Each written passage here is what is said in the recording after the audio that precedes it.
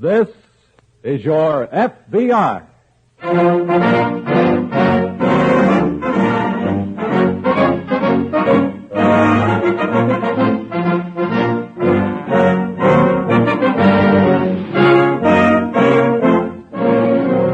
This is your F.B.I., an official broadcast from the files of the Federal Bureau of Investigation, presented as a public service by the Equitable Life Assurance Society of the United States.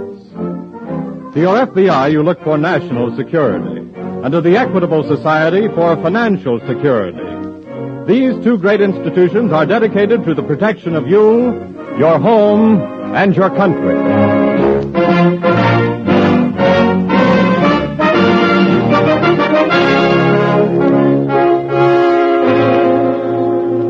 Tonight, the story of a crime against the people, misery chiseling.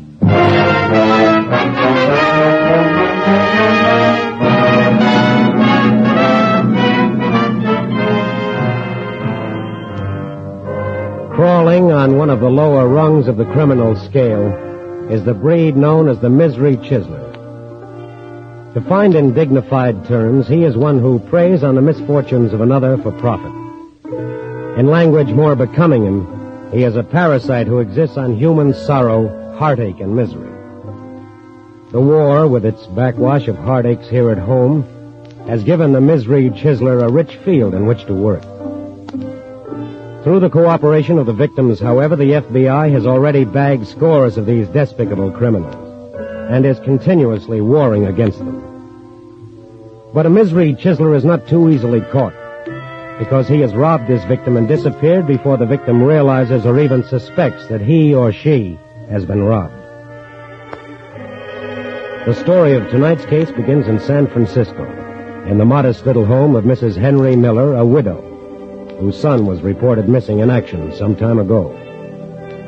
But just now, from a man introducing himself as Colonel Addison Bramley of British Army Intelligence, Mrs. Miller has heard good news. You don't know how I've prayed, Colonel Bramley, that this might be true. I understand. That my son was alive, even though a prisoner of the Japanese. Yes, it is much better to know that than nothing at all. I know. Well, I fear, madam, I must be dashing along now. Oh, must you leave right away, Colonel Bramley? Yes, I must. I have so little time, sorry to say. Oh. I'm en route to Washington on a special mission in connection with the work of the underground in Indochina, you see. Oh, of course. Well, you'll never know how deeply grateful I am to you. Not at all, madam. One is never too busy to perform an errand of mercy. Let us both rather be grateful to your good pastor, Reverend Morley, for bringing us together. Oh, he's been so kind trying to get some news for me. It was just luck, you know. Really?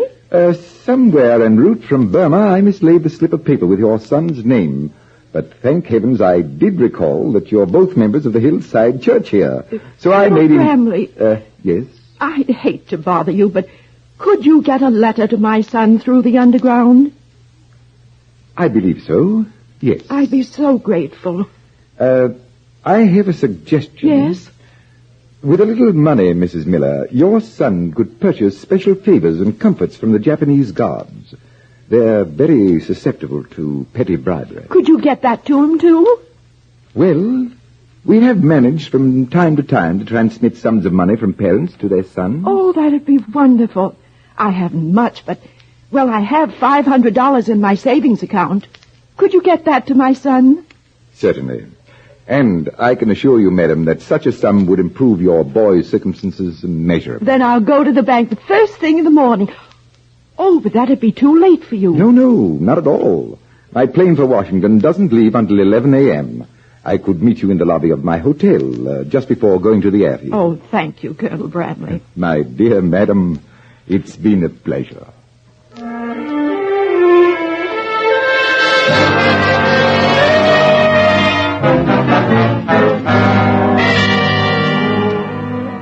You can understand Mrs. Miller's readiness to give this perfect stranger $500. Outweighing her normal caution was her anxiety for his son.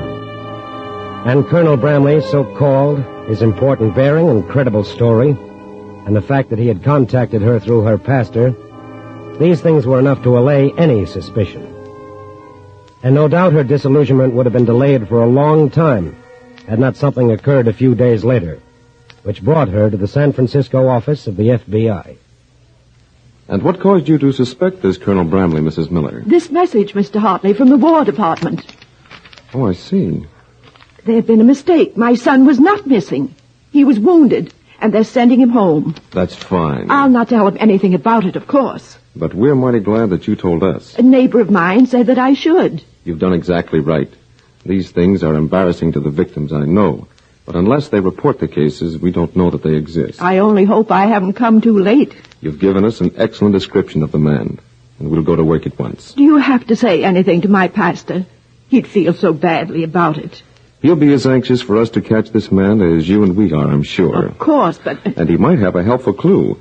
We'll teletype this description to Washington headquarters at once.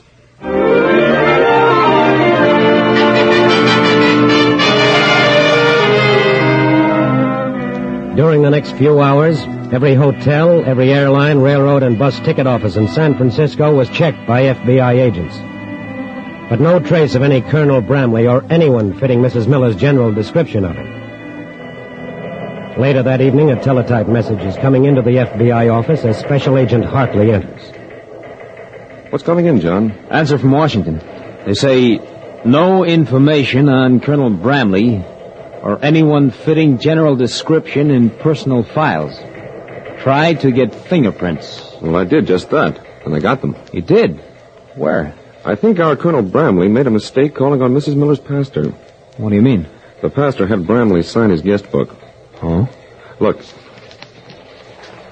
Bramley signed on the right-hand page and had to press down the left-hand page with his left fingers while he signed. Reverend Morley saw him do it.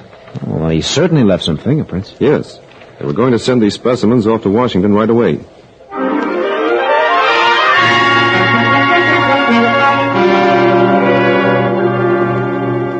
Ironically enough, while his fingerprints and handwriting are speeding across the continent, Colonel Bramley, a few hundred miles away in Salt Lake City, is just complimenting his young hostess on an excellent dinner.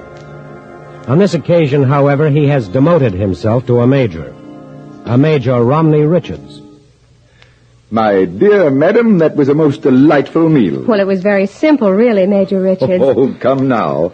I haven't dined so well in quite a spell. A bit of a rhyme, what? And pure flattery. And you know it. Oh, nonsense. I'm quite shamelessly a philogastric, an ardent Epicurean, and I declare I envy your good husband such an excellent cook. Well, Major, this was all too little in return for what you're going to do for him. I must repeat, nonsense. I don't know how I can ever thank you enough for either of us. Just thank your good pastor, my dear, for bringing us together. And you may rest assured that through my agents in Russia, working with the Manchurian underground, the money will reach and bring relief to your dear husband.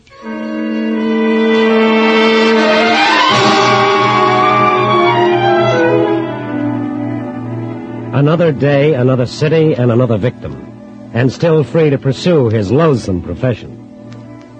But in San Francisco, he had left a trace, and in both cities, he had left a pattern of operation. Therefore, although unaware of it, his race against time had begun. For the moment, the advantage was his because the FBI had not yet established his identity. But an hour later, as he boarded a bus out of Salt Lake City to continue his misery chiseling trek eastward, the teletype brought a report to the FBI San Francisco office. Got something for you, Hartley. What is it? Report from Washington. They identified those prints. Good. It says Bramley fingerprints identified with swindler whose description tallies with description furnished by Mrs. Miller. Here, let me see. Here you go. Your man is Thomas Edward Bradley, born Chicago, Illinois, 40 years old, 5 feet 11, 175 pounds. Served New York prison term, forgery. Paroled on request of chaplain whom Bradley served as secretary. That explains the minister angle in his operations. Exactly. I'll get it. Hello? Yes? Salt Lake office calling. Hello? Yes, Hartley speaking. Oh, hello, Jager. What? Yes. Yes. That's enough for me. Teletype your report to Washington. Goodbye. What's up? Mr. Bradley pulled a job in Salt Lake City last night. I'm going there in the next plane.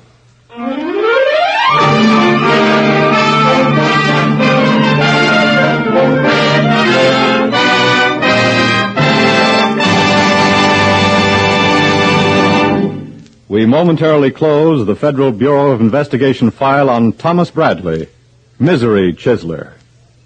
We will reopen this file in just a moment. In the office of President Thomas I. Parkinson of the Equitable Life Assurance Society of the United States is a folder filled with letters that come straight from the heart of America. These letters were written by the fathers and mothers and wives of Equitable Society members who have died while serving with the armed forces of the United States.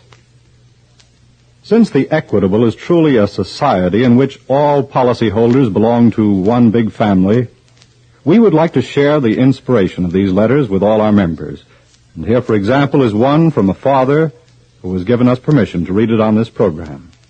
He writes, "Dear Mr. Parkinson, your kind letter of sympathy made us feel more like living and carrying on. As from the way it was written, I know the words came direct from your heart. It's very easy to see how a society like yours could achieve so much. It couldn't be otherwise. Your consoling letter would make our son proud to know that he belonged to a society like yours. The principles for which he fought and gave his life make us proud to be the parents of a son like him. While he was called upon to make the supreme sacrifice, we know now that he did not give his life in vain." Letters like these keep us continually conscious of our responsibility to members of the Equitable Society and to all America. And now back to the file on Thomas Bradley, Misery Chiseler.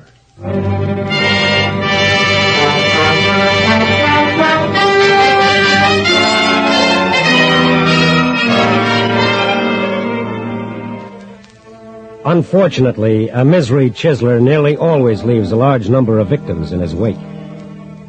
But the more promptly the victims report their cases, the shorter becomes the criminal's trail.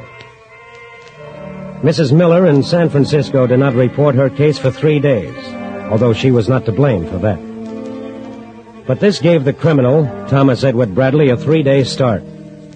The FBI lost another day establishing his identity.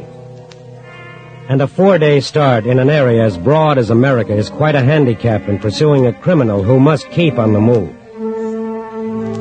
The FBI now had Bradley's description and his pattern of operation, and all FBI field offices throughout the country had been alerted. His race against the FBI and time had begun in earnest, and already he had lost ground. The report of the fresh case in Salt Lake City had cut Bradley's lead from 4 days to 36 hours. At this moment, Special Agent Hartley, bent on picking up Bradley's trail, has landed in a passenger plane on Salt Lake City's airport. Hartley? Oh, hello, Jager. Not much use in you stopping off here. What's the story? When Washington alerted us this afternoon, we contacted all ministers. Yes? One of them reported a Major Richards. He had sent him to a Mrs. Warner. Her story is in this report here. What about Bradley? We checked, and he left on a bus at 9:30 last night for Denver. He's loose in Denver by now, I guess. Yes, we got the information too late to have him picked up at the Denver terminal. But the Denver office is working in the case. Yes. All ministers there alerted? Yes, and all railroad and bus offices are being watched. Good. Thanks, Jager. I'm heading for Denver.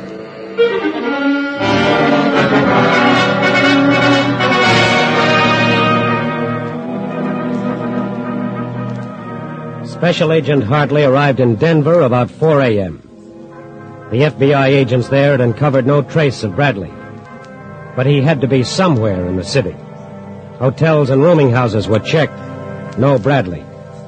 And by that afternoon, no minister had reported any contact with him. But Bradley was at work that afternoon, just the same. What a glorious drive this is, Mrs. Curtis. I never tire of it, Colonel Ashley. I dare say you couldn't. If it weren't for this beastly war and the work I must do, I should love to tarry in the midst of this scenic splendor for a season myself.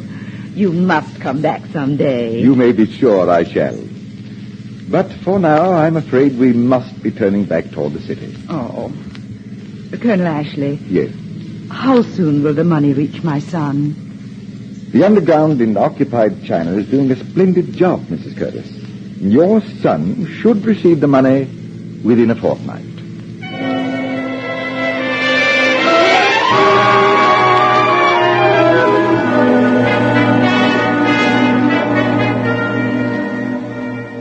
The criminal who lives by his wits is smart enough to alter his pattern of operation occasionally. That's why no minister in Denver had been contacted by Bradley. With the aid of newspaper files, he had contacted a next of kin directly.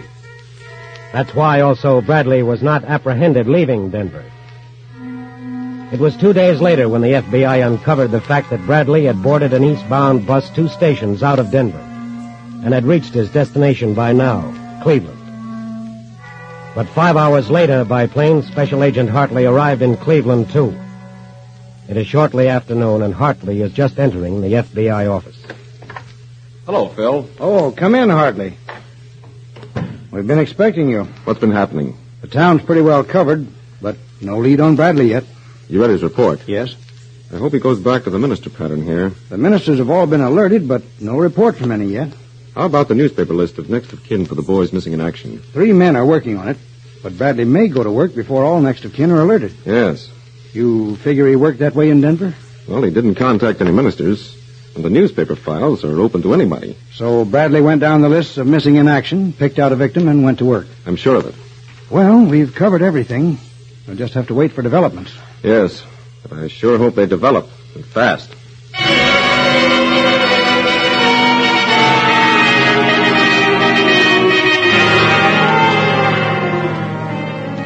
It is now 7 p.m., and nothing is developed for the FBI. But at this moment, in a Cleveland suburb, a Mrs. Paul Everett's front doorbell rings. Mrs. Everett? Yes? I'm Major Radcliffe, British Army Intelligence. Oh, yes. Reverend Matthews' housekeeper phoned that you were coming over. Well, won't you come in? Thank you. Thank you. Mrs. Everett, I have news for you. Oh? About your husband. About Paul? Your husband, Mrs. Everett, is alive. Oh. And I've come to ask you if there is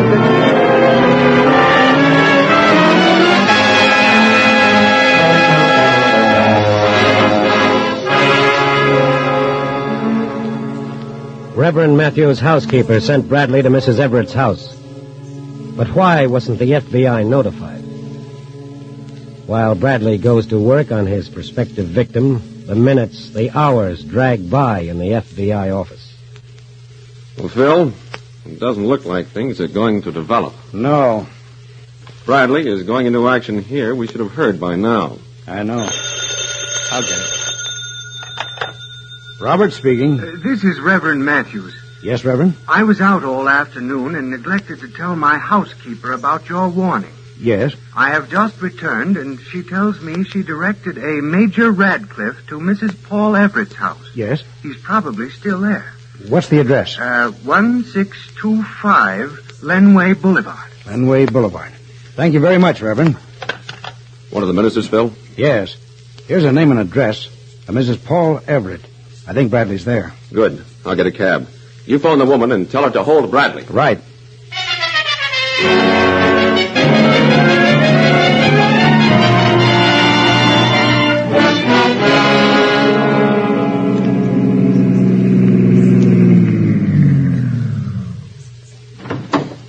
Wait for me, driver. Right.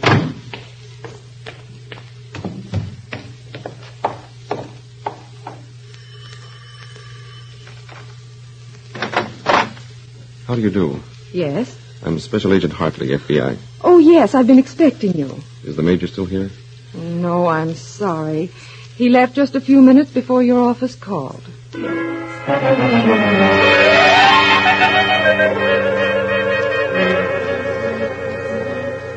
Another miss, but this time by a margin of only a few minutes.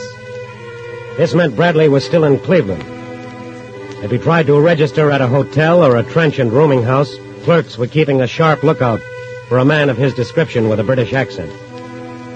If he tried to leave the city, airline, bus, and railroad ticket offices were alerted by the F.B.I., all waiting for Bradley to make a move.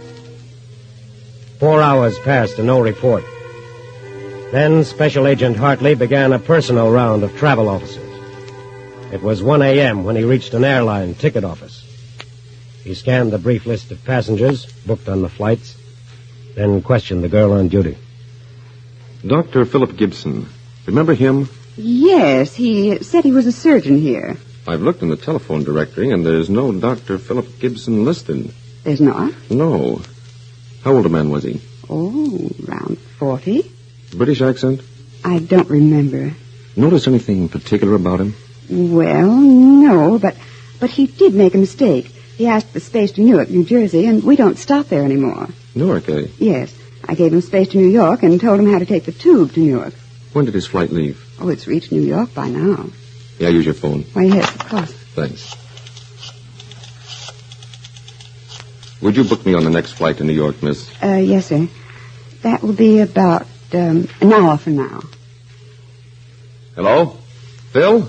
Hartley. Contact the Newark office right away to set the stage for Bradley and have them alert ministers and all next of kin. I'm on the next plane to New York.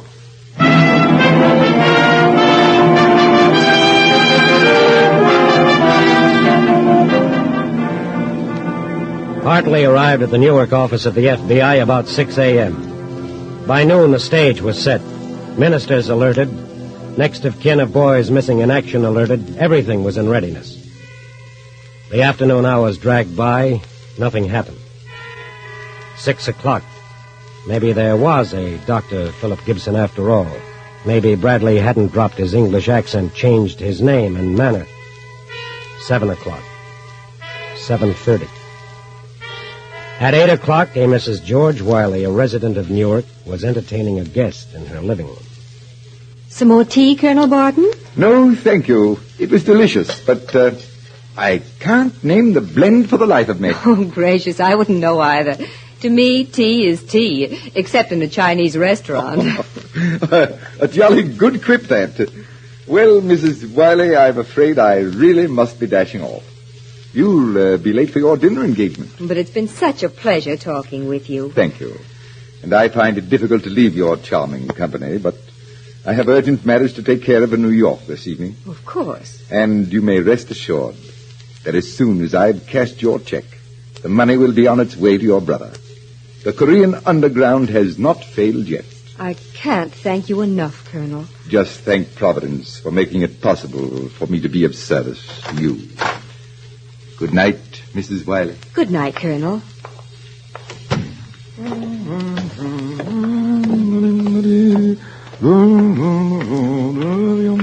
Oh, just a minute, please.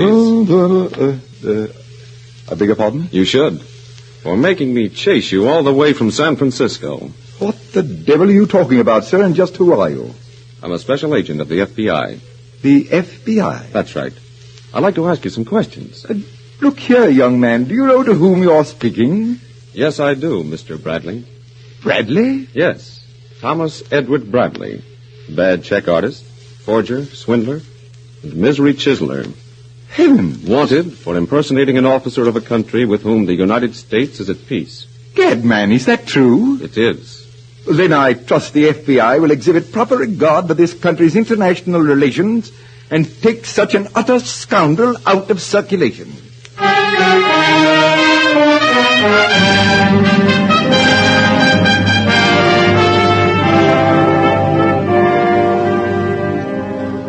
And so, thanks to the cooperation of the citizens on whom he preyed, the FBI was able to chalk up another victory in its war on the misery chiselers. Bradley's final capture was made possible in this case when Mrs. George Wiley, who had been alerted, took long enough at making a pot of tea to also telephone the FBI. Scores of Bradley's kind have been arrested, but not all. Their arrest depends on your help. And you can make their miserable racket unprofitable by dealing only through government agencies and through reputable public service organizations in seeking information concerning loved ones in the service reported missing. Also, by checking first with the F.B.I. before dealing with any individual professing to have special knowledge about the missing person. Remember, the F.B.I. belongs to you. It operates for your protection.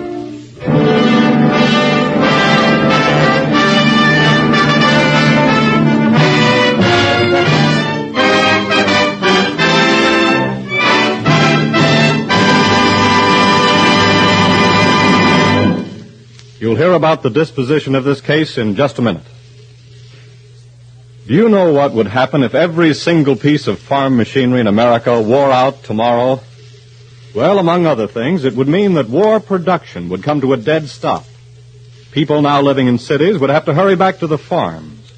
Actually, to get in the wheat crop alone without the aid of mechanical equipment would require the services of every able-bodied person in America plus millions of foreign workers. So will you join the Equitable Society in a salute to an indispensable industry, a salute to the men and women who manufacture and the dealers who service farm equipment, who have built the huge backlog of tractors, binders, and combines that have sowed and harvested our record wartime crops.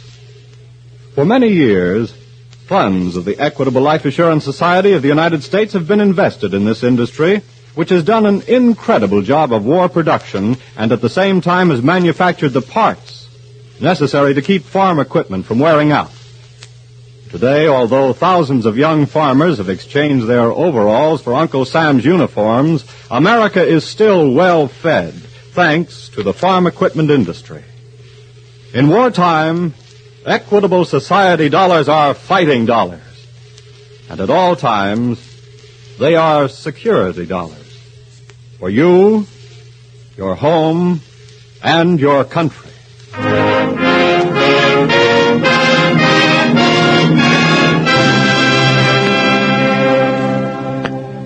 Thomas Bradley, charged with impersonating an accredited official of a country with which the United States is at peace, was sentenced to a long term in a federal penitentiary.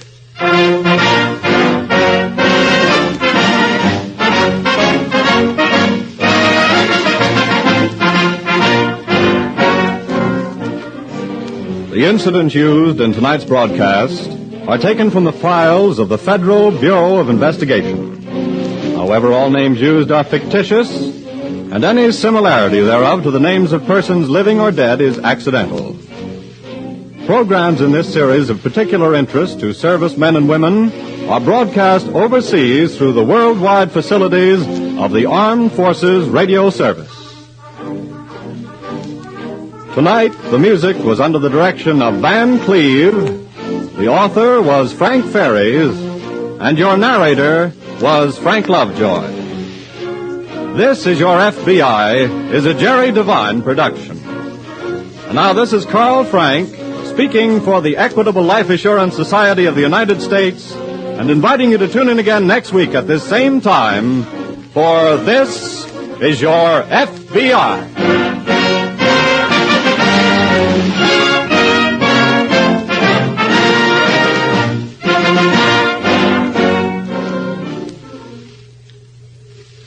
August 1st is Air Force Day, a day for air-minded America to look backward at her achievements on the battleground of the sky and forward to the promise of peace, the shadow of her wings over the world forecasts. On August 1st, your Army Air Forces will have completed their 38th year of pioneer service in the taming of a new frontier.